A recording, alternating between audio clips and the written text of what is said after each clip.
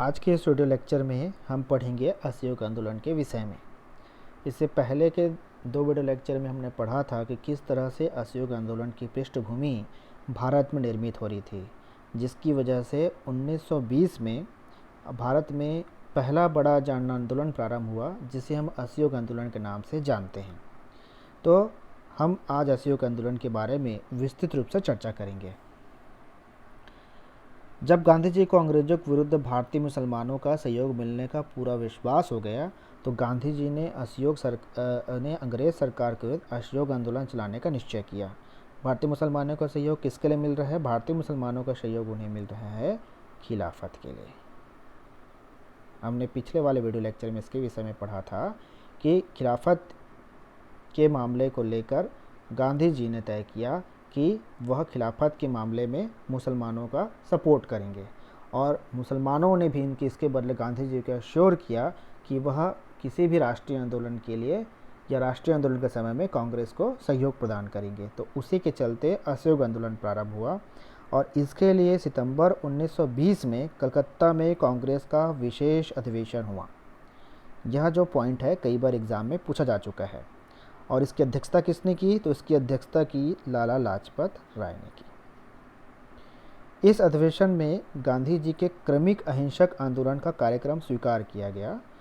स्वयं गांधी जी द्वारा प्रस्तुत की गए इस प्रस्ताव की 3 मांगें थीं। पहला कौन सी थी? पहला तो ये था कि खिलाफत के साथ की गई भूल सुधारी जाए, पंजाब में की गई भूल सुधारी जाए। पंजाब में मतलब रॉलेट एक्ट के विरुद्ध में जो वहाँ पे जो घटना हुई थी, जलियांवाला बाग हत्याकांड की जो घटना हुई थी, उसको सुधारने की बात की जा रही थी। और तीसरा क्या था? स्वराज स्थापित किया जाए। तो इस तरह से 3 मांगे गांधी जी ने प्रस्तुत की कलकत्ता अधिवेशन में, जो कि सितंबर 1920 में हुआ, और जिसकी अध्यक्षता लाला लाजपत राय ने की।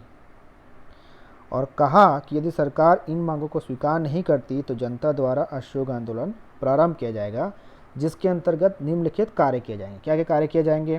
तो पहला उसने बोला कि सबसे पहली बात तो हम ये करेंगे कि सरकारी उपाधियों व अवैतनिक पदों को छोड़ दिया जाए, तथा विभिन्न सरकारी संस्थाओं में जो लोग नामित हुए हैं वे अपने पदों से त्यागपत्र दे दें।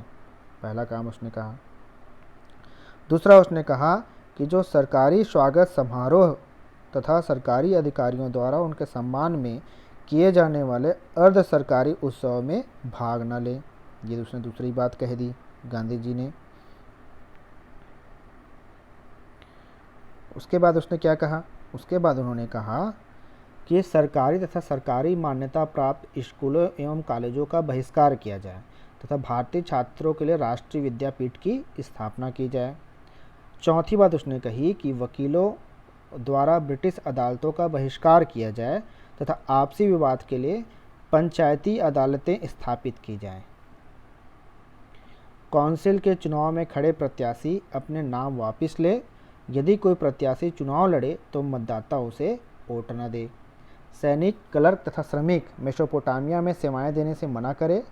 विदेशी सामान का बहिष्कार किया जाए। अब क्यों ये सब बातें गांधी जी कह रहे हैं? तो उसका कारण है क्या? असहयोग। इसका नाम ही असहयोग है। किससे असहयोग करना है? अंग्रेजी सरकार के विरुद्ध असहयोग करना है। और वो असहयोग क्यों करना चाहते थे? क्योंकि असहयोग सरकार के साथ असहयोग करके वो अपनी 3 बातों को बनवाना चाहते थे। तो इसीलिए उन्होंने सोचा कि अगर हम सरकार के साथ असहयोग करेंगे तो सरकार को हमारी बातों को मानने के लिए मजबूर होना पड़ेगा। इसीलिए उसने क्या किया? इसीलिए उन्होंने असहयोग करने का निर्णय किया। कहाँ से असहयोग? तो हमने पढ़ा सरकारी स्कूलों से, सरकारी कॉलेजों से, सरकारी अदालतों से, सरकारी कामों से, सरकारी नौकरियों से असहयोग करना है।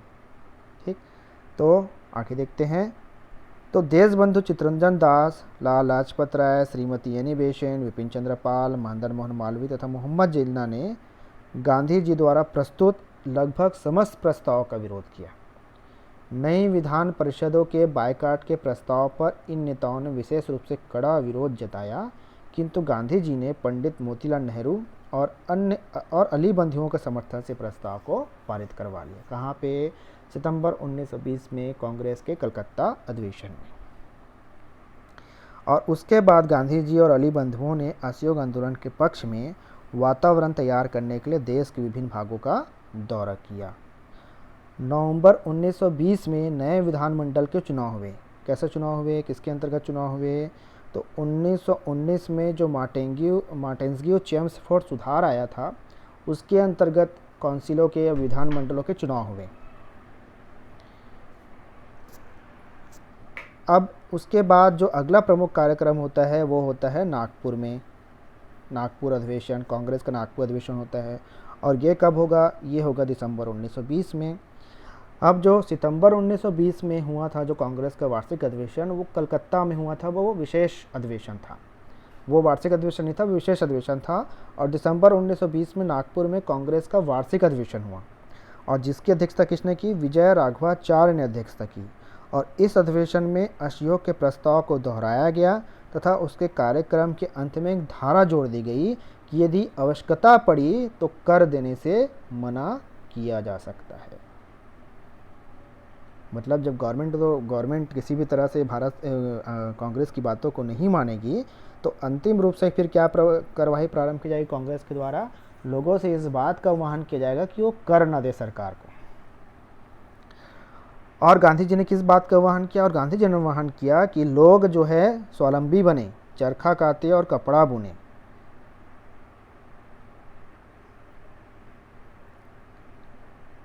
उसके बाद कांग्रेस अधिवेशन में जब असहयोग आंदोलन का प्रस्ताव स्वीकार कर लिया, कहाँ प्रस्ताव स्वीकार किया गया? नागपुर में। ये क्वेश्चन कई बार पूछा जाता है कि जो असहयोग आंदोलन का जो प्रस्ताव था कहाँ पारित हुआ, कहाँ पर उसे मान लिया गया पूरी तरह से? तो उसका आंसर होगा नागपुर अधिवेशन में।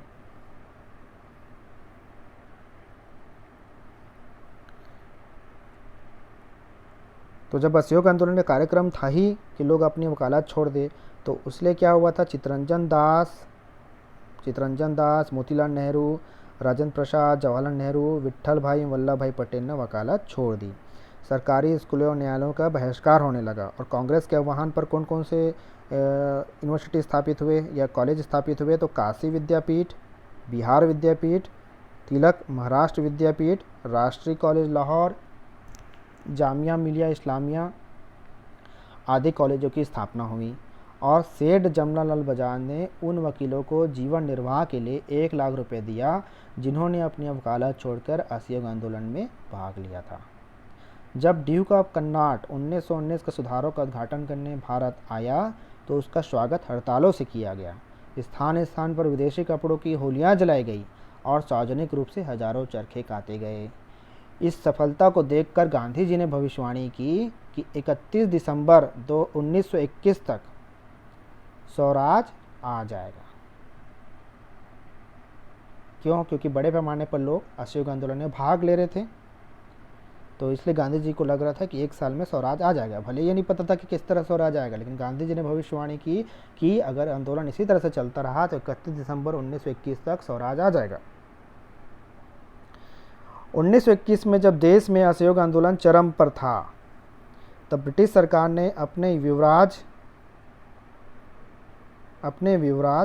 प्रिंस ऑफ वेल्स को भारत भेजा। 17 नवंबर 1921 को प्रिंस ऑफ वेल्स बम्बई पहुंचा। ब्रिटिश अधिकारियों ने उसके शाही स्वागत की तैयारी की, किंतु बम्बई की जनता ने उनका स्वागत हड़ताल और विरोध प्रदर्शन से किया।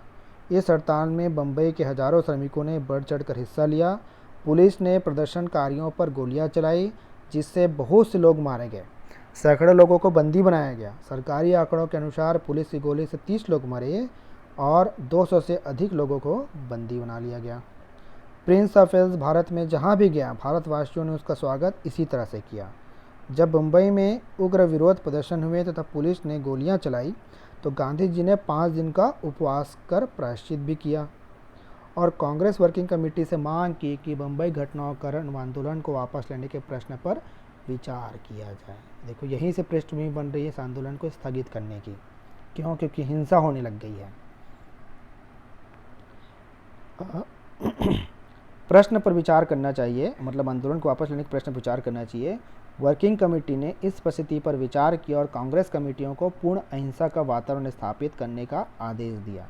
अब ये बार बार अहिंसा पर क्यों जोर दे रहे हैं? उसका कारण ये है कि ब्रिटिश गवर्नमेंट इतनी शक्तिशाली गवर्नमेंट थी कि अगर किसी भी तरह से हिंसा भारतीयों की तरफ से की जाती तो इसकी बहुत ज़्यादा संभावनाएं बन सकती थी कि ब्रिटिश सरकार इस आंदोलन को दबाने के लिए दमनकारी नीति प्रारंभ कर सकती थी, निहत्थे लोगों पर गोलियां चला सकती थी। इसलिए गांधी जी इस बात पे बार बार जोर दे रहे थे कि इस आंदोलन को अहिंसा से भरपूर रखा जाए, अहिंसा से पूर्ण रखा जाए, ताकि किसी भी तरह से हिंसा अंग्रेजी सरकार की तरफ से ना हो। इधर सरकार ने अपना दमन चक्र तेज किया। मोहम्मद अली, मौलाना शौकत अली, मोतीलाल नेहरू, चित्तरंजन दास, लाला लाजपत राय, डॉक्टर किचलू आदि नेताओं एवं हजारों स्वयंसेवक आदि को बंदी बना लिया। 1921 के अंत तक लगभग 20,000 राजनीतिक कार्यकर्ता विभिन्न जेलों में बंद थे। दिसंबर 1921 में मदन मोहन मालवीय के नेतृत्व में एक शिष्टमंडल वायसराय से मिला। दोनों पक्षों के बीच एक समझौता वार्ता हुई, परंतु वह असफल हो गई। यहाँ ब्रिटिश गवर्नमेंट भी कांग्रेस की मांगों को लेकर किसी भी तरह से एक नरमी का रवैया दिखाना नहीं चाहती थी, क्योंकि ऐसा करता तो लोगों के मन में जो छवि बनी थी कि ब्रिटिश गवर्नमेंट बहुत शक्तिशाली है और उसका सूर्य कभी अस्त नहीं होता, उस बात पर क्या हो सकता था, एक आँच आ सकती थी। इस विश्वास पर लोगों के की आँच आ सकती थी। इसलिए ब्रिटिश गवर्नमेंट किसी भी तरह से नरमी का रुख अपनाने के लिए तैयार नहीं थी। 1922 में देश की विभिन्न जिलों में 30,000 राजनीतिक बंदी थे। दिसंबर 1921 में अहमदाबाद में कांग्रेस का वार्षिक अधिवेशन हुआ। निर्वाचित अध्यक्ष देशबंधु चित्तरंजन दास के जेल में होने के कारण दिल्ली के हकीम अजमल खां ने इस अधिवेशन की अध्यक्षता की। अधिवेशन में घोषणा की कि देश में तब तक अहिंसक आंदोलन जोरदार ढंग से चलाया जाए जब तक स्वराज स्थापित नहीं हो जाता। गांधी जी को कांग्रेस का डिक्टेटर नियुक्त किया गया और कांग्रेस महासमिति के सारे अधिकार उनको सौंप दिए गए। फरवरी 1922 में गांधी जी ने वायसराय लॉर्ड रीडिंग को पत्र लिखकर सूचित किया कि यदि एक सप्ताह में सरकार ने दमन चक्र बंद नहीं किया तो कर न देने का आंदोलन चलाया जाएगा। मतलब हम चरम स्थिति में पहुंच जाएंगे।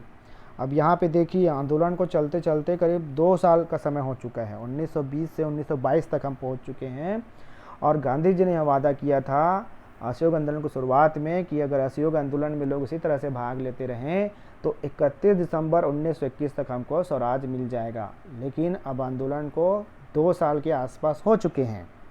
ये बातें मैं इसलिए बता रहा हूँ क्योंकि ये कहीं ना कहीं आंदोलन को अचानक स्थगित करने का कारण बनेंगे। उसके हम आगे एक्सप्लेन करेंगे। 5 फरवरी 1922 को गोरखपुर जिले में इस दिनांक और इस वर्ष को एग्ज़ाम में बहुत ज़्यादा पूछा जाता है, यह अत्यंत महत्वपूर्ण है। 5 फरवरी 1922 को गोरखपुर जिले में चोरी चौरा नामक स्थान पर पुलिस ने अहिंसात्मक आंदोलनकारियों पर गोली चलाई। जब उनकी गोलियां समाप्त हो गई तब वे भागकर थाने में छिप गए। उत्तेजित भीड़ में थाने को आग लगा दी, जिसमें एक पुलिस सब इंस्पेक्टर और 21 सिपाही जलकर राख हो गई। गांधी जी हिंसा के पक्ष में नहीं थे, अतः उन्होंने आंदोलन स्थगित करने की घोषणा कर दी। अचानक आंदोलन स्थगित करने के कारण अनेक नेताओं ने गांधी जी की तीव्र आलोचना की, जिसमें सबसे प्रमुख नाम किसका था? सुभाष चंद्र बोस का था। पंडित नेहरू भी गांधी जी के विरुद्ध थे कि उन्होंने अचानक से इस आंदोलन को बंद कर दिया। ऐसा समय जबकि लगता था कि हम अपनी स्थिति मजबूत कर रहे हैं और सब मोर्चों पर आगे बढ़ रहे हैं, अपने संघर्ष के बंद कर दिए जाने का समाचार हमें मिला तो हम बहुत नाराज हुए। तो इस तरह से जो कांग्रेस का जो युवा वर्ग था वो गांधी जी के अचानक आंदोलन स्थगित करने की घटना से स्तब्ध था और वह गांधी जी की आलोचना करने लगा। यद्यपि प्रकट रूप से यह आंदोलन केवल चोरी चोरी घटना कारण स्थगित किया गया था, तथापि वास्तविकता यह थी कि बाहर से शक्तिशाली दिखाई देने वाला आंदोलन आंतरिक रूप से कमज़ोर हो रहा था। यह पॉइंट याद करने लायक है कि बाहर से शक्तिशाली दिखाई देने वाला यह आंदोलन आंतरिक रूप से कमज़ोर हो रहा था। क्यों हो रहा था? क्योंकि सरकार का दमन लगातार बढ़ते जा रहा था। मैंने पहले ही बताया था कि आंदोलन 1920 में प्रारंभ हुआ था। गांधी जी ने कहा था भैया कि 1 साल में स्वराज दिला देंगे, लेकिन आंदोलन कहीं ना कहीं 2 साल हो गया था। 2 साल होने की वजह से लोगों का जोश भी ठंडा होते जा रहा था और हिंसा कहीं ना कहीं जो चोरी चोरा में जो घटना हुई थी वह उस भारतीय जनता की मानसिकता को दिखाता है कि वह अहिंसा के पथ से हटकर हिंसा के मार्ग पर जा रहा था। और हम यह बात अच्छी तरह जानते हैं कि गांधी जी कहीं न कहीं जनता की मनोभावों को पढ़ने में सफल थे। वो मनुष्य की मानसिकता को समझ रहे थे, वो जनता की मानसिकता को समझ रहे थे कि अब आंदोलन को समाप्त किया जाना चाहिए। अगर आंदोलन को अभी समाप्त नहीं किया जाएगा तो हो सकता है सरकार की दमनकारी नीतियाँ और ज़्यादा कठोर हो जाएं, सरकार और दमन करने लग जाए। तो इसी चीज़ों को देखते हुए गांधी जी ने इस आंदोलन को स्थगित करने का निर्णय किया, और स्थगित करने के इस निर्णय में चोरी चौरा की घटना ने बहुत महत्वपूर्ण एक रोल प्ले किया। अब देखते हैं कि इसका महत्व क्या है। अब इसका महत्व क्या है तो उसको देखते हैं भाई, इसका महत्व क्या है। अब इस आंदोलन का महत्व ये है कि असहयोग आंदोलन ने राष्ट्रीय आंदोलन का नया स्वरूप दिया। इससे पहले हम देखेंगे स्वदेशी आंदोलन को, अगर हम देखेंगे 1906 के स्वदेशी आंदोलन को हम देखेंगे तो ये जो आंदोलन था एक छोटे से शहरी मध्यम वर्ग तक ही सीमित था। यह आंदोलन गांव-गांव तक नहीं फैल पाया था। इस आंदोलन में समाज के बहुत बड़े हिस्से ने भाग नहीं लिया था। लेकिन गांधी जी के इस आंदोलन ने राष्ट्रीय आंदोलन का स्वरूप धारण किया। इसमें उत्तर से लेकर दक्षिण तक बहुत सारे लोगों ने भाग लिया, और बहुत सारे लोग ऐसे भी थे जिन्होंने पहली बार अपने घरों से निकलकर इस आंदोलन में भाग लिया था। इस आंदोलन में महिलाओं ने भी बढ़ चढ़कर भाग लिया। तो इस तरह से इस आंदोलन में भारत के प्रत्येक वर्ग जो है पार्टिसिपेट करने लगा। इस तरह से इस आंदोलन ने एक राष्ट्रीय आंदोलन का स्वरूप धारण कर लिया। इस आंदोलन से भारतीयों में राजनीतिक जागृति का और अधिक विकास हुआ तथा स्वराज की मांग प्रबल हुई। पंडित जवाहरलाल नेहरू लिखा है, गांधी के असहयोग आंदोलन ने आत्मनिर्भरता एवं अपनी शक्ति संचित करने का पाठ पढ़ाया। सरकार भारतीयों के ऐच्छिक तथा अनैच्छिक सहयोग पर निर्भर करती है, और यदि यह सहयोग नहीं दिया गया तो सरकार का संपूर्ण ढांचा कम से कम सिद्धांतः लड़खड़ा जाएगा। सरकार पर दबाव डालने का यही सर्वाधिक प्रभावशाली ढंग है। इस आंदोलन में पहली बार कांग्रेस ने सविनय प्रार्थना पत्र भेजने की नीति का परित्याग किया। जो कांग्रेस का जो 1885 से 1905 तक का फेज़ है, इस फेज़ में कांग्रेस के जो बड़े नेता थे, गोपाल कृष्ण गोखले, दादा भाई नौरोजी, फिरोज शाह मेहता आदि जो बड़े बड़े जो नेता थे, वो इस बात पर विश्वास करते थे कि अंग्रेजी सरकार को हमारी समस्या नहीं पता, इसीलिए हमारे साथ अच्छा नहीं हो रहा। जैसे ही अंग्रेजी सरकार को हमारी समस्या पता चलेगी, वह हमारे साथ न्याय का मार्ग चुनेगी और हमें प्रशासन में अधिक से अधिक अधिकार देती चली जाएगी। मतलब मेरे बोलने का मतलब ये है कि कहीं ना कहीं हमारे नेताओं को अंग्रेज़ों के ऊपर विश्वास था। उसे भारत के लिए एक देवी वरदान समझते थे, और वह सरकार को दलील और अपील देने में विश्वास करते थे, वो प्रार्थना पत्र देने में विश्वास करते थे। वो सीधे संघर्ष का मार्ग नहीं अपनाना चाहते थे। कब? 1885 से 1905 के फेस में।